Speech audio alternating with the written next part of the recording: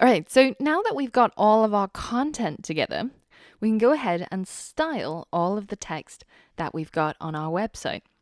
So in this lesson, I'm going to cover a number of font properties so that we can further style and make our website look the way that we want it to. So the first thing I'm going to talk about is the font size. And to begin with, I want my H1 to be a lot bigger than my H2s and my H3s so that it really stands out as the title of this front page.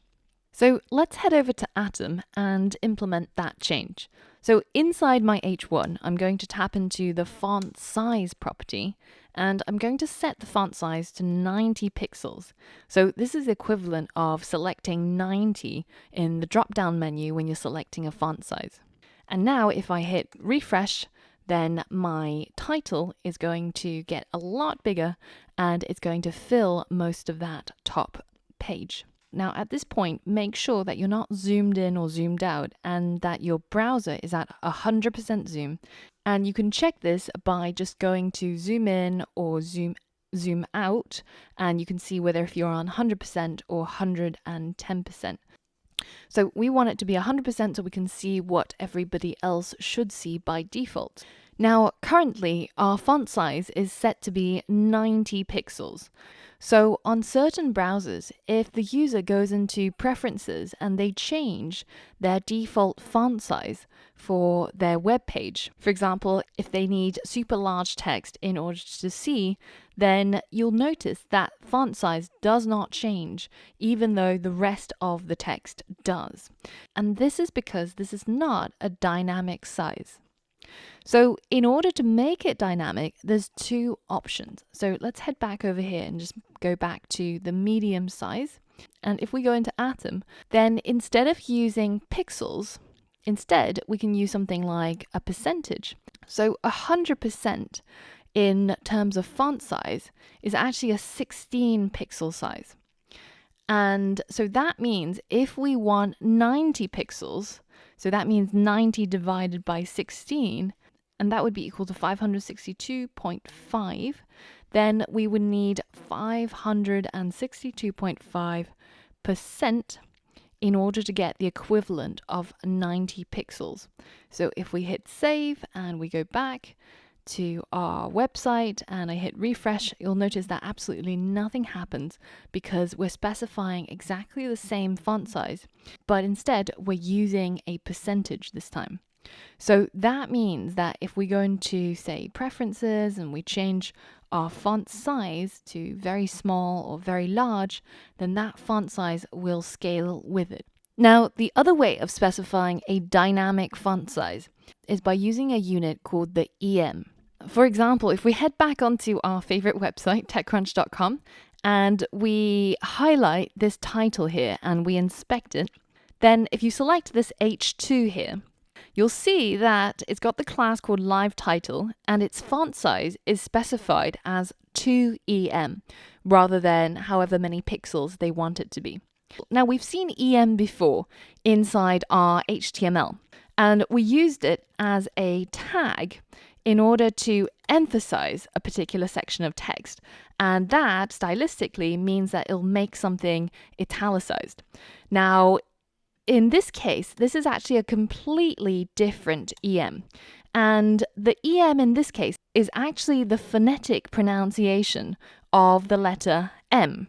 And the reason is because in typesetting in the olden days, the EM, or the M rather, is the width of the capital letter M. And so that means that when you say 1 EM, then you want the font size to be 1 times the width, the capital letter M. And if you want 2, then that's double the size of the M, etc., etc. Now, in modern days, this is no longer true. But what is true is that 1 EM or 1 M is 16 pixels, as we've seen with our percentages. So 16 pixels is equal to 100% when you're talking about fonts, and it's equal to 1 M or 1 EM. And that means that you can achieve whatever size you want dynamically using either of these methods. So for example, as we calculated before, 90 pixels is equal to 5.625 EM. And so that means that if we replace our font size with that number, and we hit save, and we go back to our site and we hit refresh, then you'll see again the font size does not change because they are all the same. It's just using different ways of specifying the same size. So then the question you might have is, why would you use one over the other? What does it matter?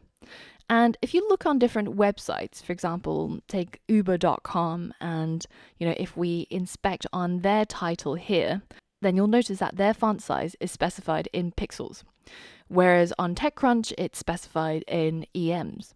And on other sites you might get percentages. Now, as we mentioned before, if we change the font size, for example, say somebody with accessibility issues, to very large, then these static sized fonts do not change. It stays exactly the same size. Whereas the things that are dynamically sized, for example, things using EM or percentages, they do scale up so that users who have maybe visual impairments, etc., who might want to have a higher font setting, will be able to view the website more comfortably. And that's quite important in terms of making your website accessible to everybody. Now, the argument against that is some web designers say that people with visual impairment these days are more likely to zoom in rather than changing their default font size. And they're more likely to have a higher zoom in order to read all the text on page. And with zoom, it doesn't actually matter whether if your text is statically or dynamically sized, because it will just scale up the website depending on what you're asking it to do. So maybe that's not such an important distinction between statically and dynamically sized fonts anymore, but there is one thing that is really important. And that's the fact that when you're using EM or when you're using percentages, that value is inherited. So if I go into the body here and I specify a font size for everything inside the body, so that's everything on my website, to be, say, 2EM, and then in my H1, I leave my font size as the previous dynamic size. I hit save, and let's head back to our website and we refresh. Then you'll notice that our H1 has now become absolutely gigantic. And that's because the font size gets inherited and added on top of whatever it got from its parent. So the parent of the H1 is the body here because it's contained inside the body. And in the body, we said that font size should be 2EM across the entire body of the website. Now, when it gets to the H1, it's already got that 2EM applied. And then it adds that 5.625 on top of the 2EM, which is why we end up with something so gigantic. And this is exactly the same with percentages. So if I said, say, 200% in our font size, and I change this to 562.5%, then again, we still get this gigantic font size. But say if I said, the font size should be 20 pixels, and over here it should be 90 pixels, and we go over here, we head back and we refresh, then you see that that font size is staying as 90 pixels. It does not matter what its parent's font size was, because these are static sizes. So that means it can get a little bit dangerous. For example, if you wanted all the text inside your body to be 200%, which remember is 2 times 16 pixels, which is 32 pixels. Now, that works fine until you get to a point and you forgot that you did that. And over here, you ended up setting your 5.625 EM or your percent. And then all of a sudden, oh, what's going on? Why does it look like this? And you have to go and debug and try and figure out where did it get this font size from. So for example, we can inspect in our Chrome developer tools and you see, okay, so it's got font size 5.625. That's what I want. But do I have any font sizes anywhere else? And here in the body, even though it's crossed out, that 200% is still being applied.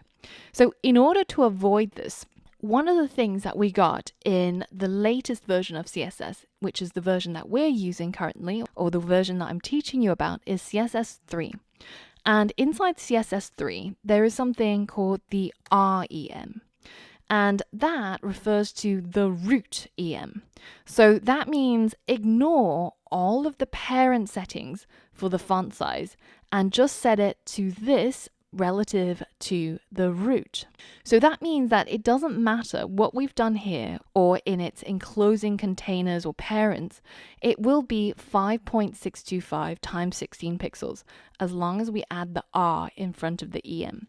So if we hit save and we head back over to our website, hit refresh, then you can see that we still get that size that we wanted, which is the 5.625 REM. So the beauty of the root EM is that it does not get affected by upstream size changes. And it means that it's easier to debug and it's less likely that something will go wrong. So when sizing text, my personal recommendation to you is to use REM instead of EM or percentages or pixels, because that is the most adaptable and also the most reliable and least error prone. So now if we head back over to our site and refresh and also change our font size in our preferences back to the medium that's recommended, then you can see that we've got the exact size that we were looking for, which is the same as the 90 pixels that we specified. But this is done using REM rather than EM or percentages. Now, here's a challenge for you. Now, at the moment, our H2, so for example, this part where it says A programmer, it looks a little bit too small.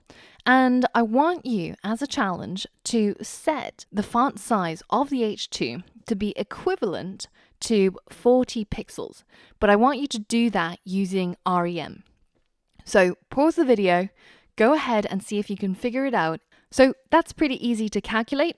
So our target is 40 pixels for the font size, and we know that 1 EM is 16 pixels.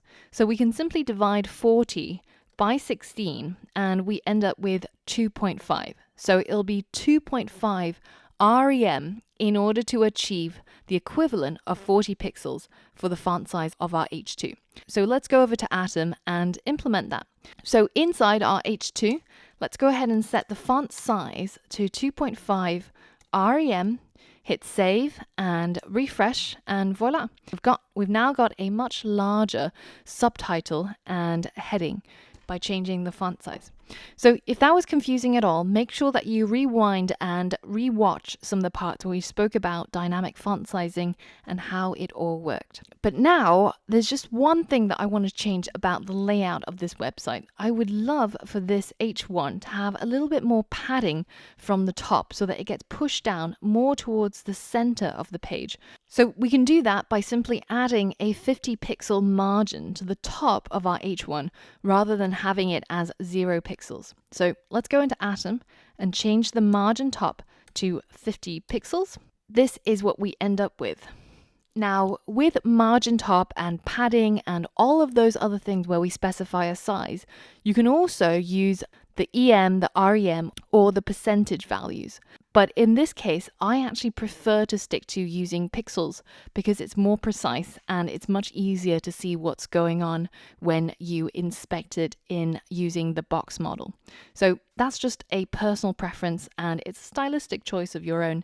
So if you want to use REM or EM or percentages, that's absolutely fine as well. And it works exactly the same way as we mentioned with the font sizing. So basically, as long as you insert a 50 pixel equivalent margin, then we should end up with something that looks a little bit like this. Now, there's one more thing that I would like to change here after we've specified our font sizes, and that's to have a little bit less space between the H1 and the H2 here, because at the moment, if I hit inspect, you can see that the H1 has a significant amount of margin before and after, and I would just like to get rid of that bottom margin. So instead of specifying the margin top, we can just specify a margin using the circle shorthand. So we start off with the top, which is going to have 50 pixel margin.